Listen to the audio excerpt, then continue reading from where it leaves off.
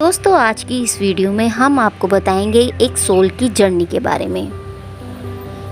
दोस्तों, सोल शब्द सुनकर ही एक भय सा खाते हैं। सोल के बारे में फिल्मों में भी बहुत कुछ बढ़ा चढ़ाकर दिखाया जाता है, डराया जाता है, पर वैसा कुछ होता ही नहीं है।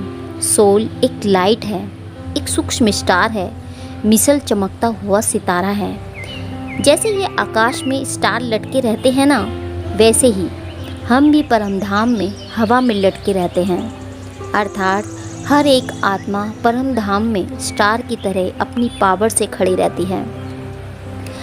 आपने देखा होगा, जब कोई सोल किसी के शरीर में आ जाती है तो आदमी इधर उधर उछलता है, क्योंकि सोल में द्वंद्व होता है। वो एक दूसरे से टकराती हैं। मूल आत्मा है जो उसकी शरीर की है। शरीर छोड़ दे तब बाहर से कोई आत्मा शरीर में नहीं घुसती। डेड बॉडी पर कभी भूत नहीं लगता। जब तक मूल आत्मा बाहर वाली आत्मा से डरती नहीं है, तब तक बाहर की आत्मा शरीर में प्रवेश नहीं कर सकती। जब तक भीतर की सोल डर कर बाहर वाली आत्मा के सामने सरेंडर ना कर दे, तब तक बाहर की सोल शरीर में नहीं आ सकती। दोस्तों, मृत्यु एक ऐसा सच है जिसे कोई भी झुठला नहीं सकता। हिंदू धर्म में मृत्यु के बाद स्वर्ग नरक की मान्यता है। पुराणों के अनुसार जो मनुष्य अच्छे कर्म करता है वह स्वर्ग जाता है, जबकि जो मनुष्य जीवन भर बुरे कामों में लगा रहता है उसे यमदूत नरक में ले जाते हैं। सबसे पहले जीवात्मा को यमलोक ले जाया जाता है। वहाँ यमराज उसके पापों के आधार पर उसे सजा देते हैं।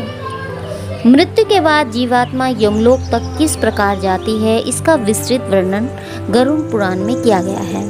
गरुड़ पुराण में यह भी बताया गया है किस प्रकार मनुष्य के प्राण निकलते हैं और किस तरह वह पिंडदान प्राप्त कर प्रेत का रूप लेता है। गरुड़ पुराण के अनुसार जिस मनुष्य की मृत्यु होने वाली होती है वह बोल नहीं पाता है। अंत समय में उसने दिव्य दृष्टि उत्पन्न होती है और वह संपूर्ण संसार को एक रूप में समझने लगता है। उसकी सभी इंद्रियां नष्ट हो जाती हैं। वह जड़ अवस्था में आ जाता है, यानी हिलने डुलने में असमर्थ हो जाता है। इसके बाद उसके मुंह से झाग निकलने लगता है और लार टपकने लगती है। पापी पुरुष के प्राण नीचे के मार्ग से निकलते हैं। मृत्यु के समय दो यमदूत आते हैं। वे बड़े भयानक और क्रोध युक्त नेत्र वाले तथा 5 टन धारण किए हुए होते हैं।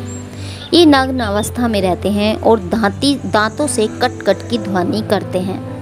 यमदूतों के कोए जैसे काले बाल होते हैं। उनका मुंह टेढ़ा मेढ़ा होता है। नाखून ही उनके शस्त्र होते हैं। यमराज के इन दूतों को देखकर प्राणी भयभीत होकर मल मूत्र त्याग करने में लग जाता है। उस समय शरीर में अंगूठे के बराबर जीव हाहा का शब्द करता हुआ निकलता है। उस समय शरीर से अंगूठे के बराबर जीव हाहाकार शब्द करता हुआ बाहर निकलता है। यमराज के दूत जीवात्मा के गले में पाश बांधकर यमलोक ले जाते हैं। उस पापी जीवात्मा को रास्ते में थकने पर भी यमराज के दूत भयभीत करते हैं और उसे नरक में मिलने वाली यातनाओं के बारे में बताते हैं। यमदूतों की ऐसी भयानक बातें सुनकर पाप आत्मा जोर जोर से रोने लगती है, किंतु यमदूत उस पर बिल्कुल भी दया नहीं करते हैं। इसके बाद वह अंगूठे के बराबर शरीर यमदूतों से डरता और कांपता हुआ कुत्तों के काटने से दुखी अपने पाप कर्मों को याद करते हुए चलता है। आग की तरह गर्म हवा तथा गर्म बालू पर वह जीव चल नहीं पाता है। वह भूख प्यास से भी व्याकुल हो उठता है। तब यमदूत उसकी पीठ पर चाबुक मारते हुए उसे आगे ले जाते हैं। वह जीव जगह जगह गिरता है, बेहोश हो जाता है। इस प्रकार यमदूत उस पापी को अंधकार में मार्ग से यमलोक ले जाते हैं। गरुड़ पुराण के अनुसार पापी जीव को 2-3 मुहूर्त में ले जाते हैं। इसके बाद यमदूत उसे भयानक यातना देते हैं। यह यातना भोगने के बाद यमराज की आज्ञा से यमदूत आकाश मार्ग से पुनः उसे उसके घर छोड़ आते हैं। घर में आकर वह जीवात्मा अपने शरीर में पुनः प्रवेश करने की इच्छा रखती है, लेकिन यमदूत के पास से वह मुक्त नहीं हो पाते और भूख प्यास के कारण रोती हैं। पुत्र आदि जो पिंड और अंत समय में दान करते हैं, उससे भी उस प्राणी की तृप्ति नहीं होती। क्योंकि पापी पुरुषों को दान श्रद्धांजलि द्वारा तृप्ति नहीं मिलती। इस प्रकार भूख प्यास से बेचैन होकर वह जीव यमलोक जाता है। जीव जिस पापात्मा के पुत्र आदि पिंडदान नहीं कर देते वह प्रेत रूप में आ जाते हैं और लंबे समय तक निर्जन वन में दुखी होकर घूमते रहते हैं। काफ़ी समय बोलने के बाद भी कर्म को भोगना ही पड़ता है, क्योंकि प्राणी नरक यातना भोगे बिना मनुष्य शरीर नहीं प्राप्त होता। गरुड़ पुराण के अनुसार मनुष्य की मृत्यु के बाद 10 दिन तक पिंडदान अवश्य करना चाहिए। उस पिंडदान के प्रति प्रतिदिन 4 भाग हो जाते हैं। उसमें 2 भाग तो पंच महाभूत देह की दृष्टि पुष्टि देने वाले होते हैं, तीसरा भाग यमदूत का होता है तथा चौथा भाग प्रेत खाता है। 9वें दिन पिंडदान करने से प्रेत का शरीर बनता है। 10वें दिन पिंडदान देने से उस शरीर को चलने की शक्ति प्राप्त होती है। गरुड़ पुराण के अनुसार शव को जलाने के बाद पिंड से हाथ के बराबर का शरीर उत्पन्न होता है। वही यमलोक के मार्ग में शुभ अशुभ फल भोगता है।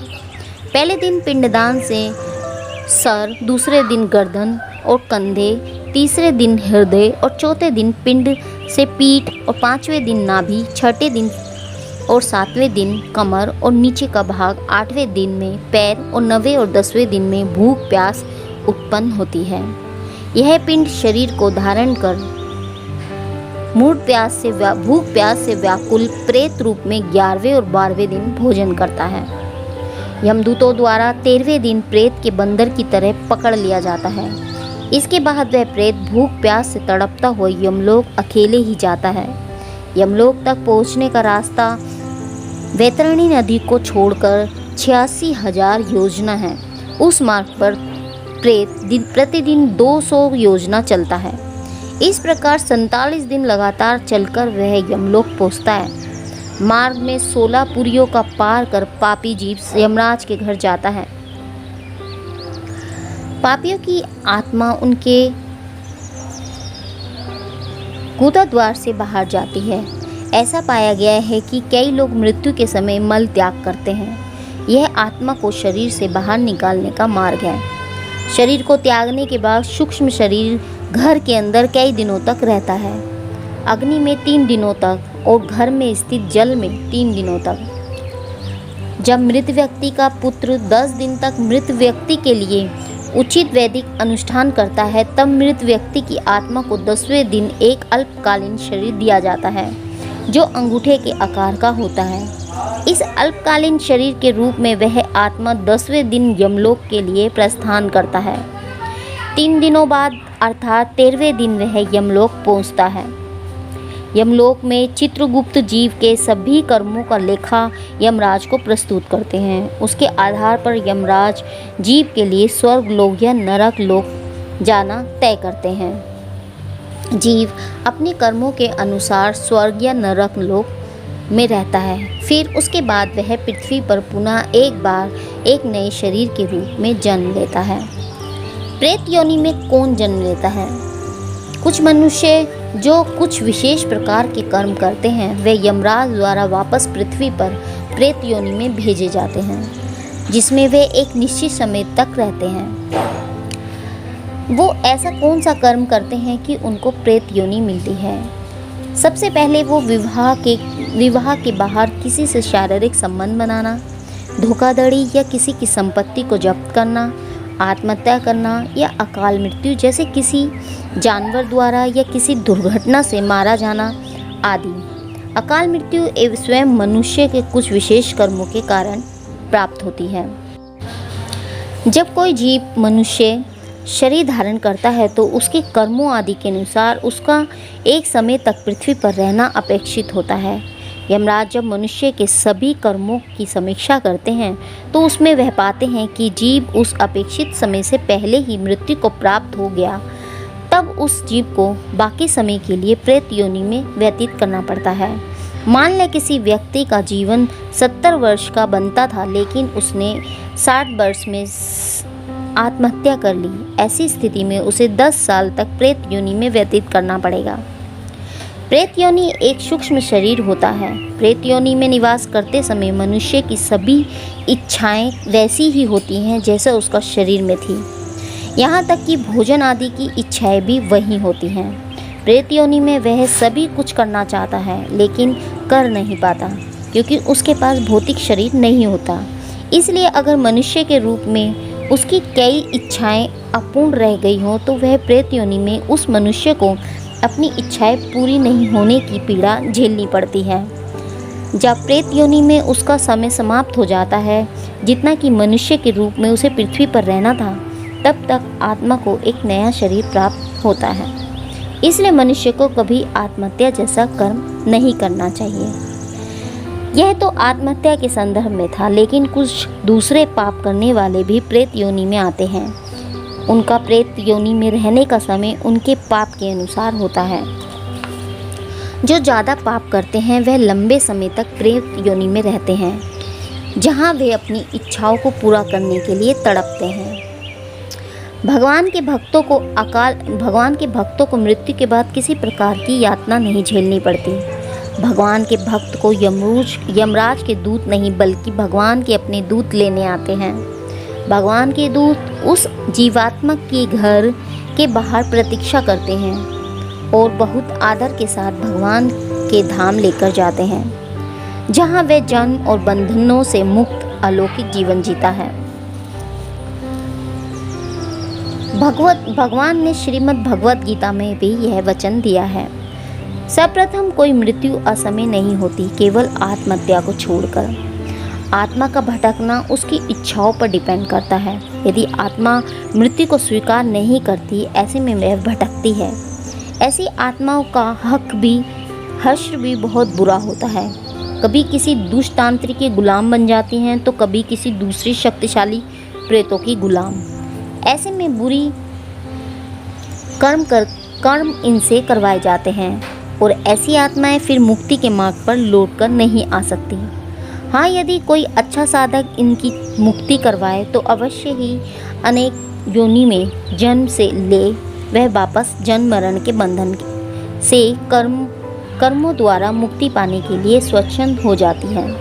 इसलिए कहा जाता है कि जीते जी अपनी इच्छाओं का त्याग कर दो, ताकि वह आत्मा मृत्यु को स्वीकार कर सके। अन्यथा मृत्यु समय से हो या असमय से आत्मा भटकेगी जरूर। सबसे पहले ये जवाब दिया गया, आत्मा हमारे शरीर में कब और कैसे प्रवेश करती है। आत्मा है तो जान है, जान है तो शरीर। चूँकि मनुष्य का शरीर गर्भ में ही उत्पन्न होता है और बढ़ता जाता है, वह इस बात का सूचक होता है कि उसमें जान है। जान तभी आ सकती है जब उसके अंदर आत्मा हो। अतः यह मान लेना चाहिए कि गर्भ में ही आत्मा और शरीर जन्म लेता है। दोनों का जन्म एक साथ सूक्ष्म स्तर पर होता है। आत्माएं हमारे शरीर में जब शिशु 3 महीने का हो जाता है तब माँ के गर्भ में प्रवेश करती हैं, लेकिन यह गर्भ धारण करने के समय ही चुनाव कर लेती हैं कि इसे कौन सी माँ बाप की संतान बनना है। यह एक बड़ी ही दिलचस्प प्रक्रिया होती है। जब गर्भ धारण करने का समय होता है तो ठीक उसी समय वैसे गुण, स्वभाव और चरित्र के माँ बाप होते हैं, उसी से मेल खाती हुई आत्माएं उनके आसपास मंडराने लगती हैं। यह आत्मा 3 महीने तक उस शिशु के बढ़ने का इंतजार करती हैं। जैसे ही शिशु माँ के गर्भ में ये समय पूरा करता है, ठीक उसी समय शरीर में प्रवेश कर देती हैं। अब आप यह सोच रहे होंगे कि आत्मा 3 महीने तक शरीर में प्रवेश करने का इंतजार क्यों करती हैं? यह गर्भ धारण के समय ही सीधा क्यों नहीं प्रवेश कर लेती? इसका मतलब यह है कि जैसे आप एक बिजली के अधूरे उपकरण को ही ले लीजिए जो किसी कारखाने में बन रहा हो। अगर यह उपकरण हम अधूरी प्रक्रिया में ही बिजली के तार से जोड़ दिया जाए तो वह शॉर्ट सर्किट होने की वजह से जल जाएगा। ठीक उसी प्रकार से जब तक शिशु का शरीर 3 महीने का हो जाता है तभी जाकर यह उस माँ के गर्भ में प्रवेश करती हैं। तो दोस्तों, उम्मीद करते हैं कि हमारे द्वारा दी गई जानकारी आपको पसंद आई होगी। ऐसी ही रोचक जानकारी के लिए बने रहिए हमारे चैनल सोल जर्नी से। मिलते हैं आपको नेक्स्ट वीडियो में, तब तक के लिए नमस्कार दोस्तों।